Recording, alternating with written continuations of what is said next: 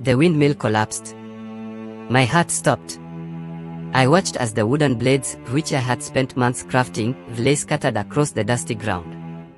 The villagers gathered around, shaking their heads and whispering to each other. It was bound to fail, they said. This boy and his crazy ideas. But let me take you back to where it all began. My name is Kito, and I'm a 16-year-old boy from a small village in Kenya. We were poor, like many others. My family had no electricity. When the sun went down, the darkness swallowed us up, and the only light we had came from the tiny flicker of our kerosene lamps. But that lamp was expensive to run. The fuel was running out, and so was my patience. One day, while walking back from school, I watched the wind whip through the fields, strong enough to knock over anything in its path. That's when it hit me. Why couldn't the wind be useful? What if I could harness it and bring power to my village? I didn't know much about electricity, but I knew this: if the rich places could have it, why couldn't we? I went to the school library and found books on wind turbines and electricity. At first, I couldn't understand much, but I kept reading, sketching out designs in my notebook.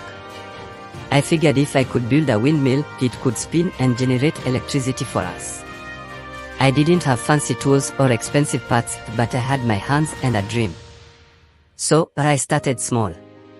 I scavenged for materials, broken bicycle parts, scraps of wood, and even old plastic bottles.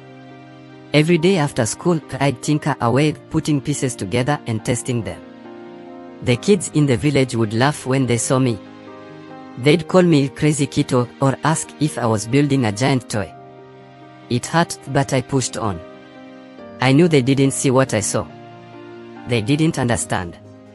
My father wasn't happy either. He thought I should focus on school instead of chasing impossible dreams. But my mother, she believed in me. She'd bring me food while I worked late into the night and tell me, Kito, the wind listens to those who are patient. After months of trial and error, I finally built something. It wasn't pretty, but it worked, or at least, I thought it would. I installed the windmill on a hill just outside the village.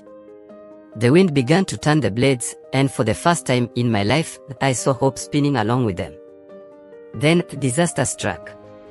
The wind blew too strong, and the structure was too weak. The windmill collapsed.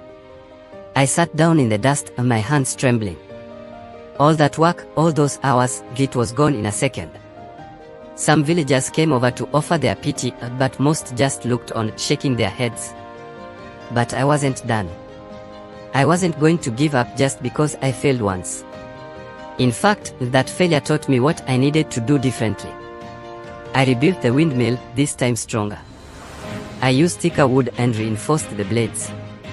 It took another few months, but I finished it. One evening, as the sun began to set, the windmill stood tall again. The wind started to turn the blades. My heart pounded in my chest as I ran the wires into our small hut. I connected the wires to a car battery I had found at a scrapyard. Then, I turned on the small light bulb I had scavenged. It flickered for a moment, then it stayed on. The light glowed in our dark little hut, and for the first time, we had electricity. My mother cried tears of joy. My father, who had doubted me all along, sat in stunned silence. Slowly, people from the village came by to see what I had done. And soon, no one was laughing at Crazy Kito anymore. That windmill didn't just bring light to our house, it brought hope to the village. The word spread, and people from neighboring communities came to see the boy who talked to the wind. Over time, I helped build more windmills, and together we harnessed the wind to bring power to places that had never known it. I was just a boy with a dream, some old bicycle parts, and a lot of determination. And though there were many challenges and failures, I learned that no matter how hard it gets, the wind will always be there, waiting to be harnessed by those who believe. So, the next time someone tells you that your idea is crazy, just remember, it's only crazy until it works.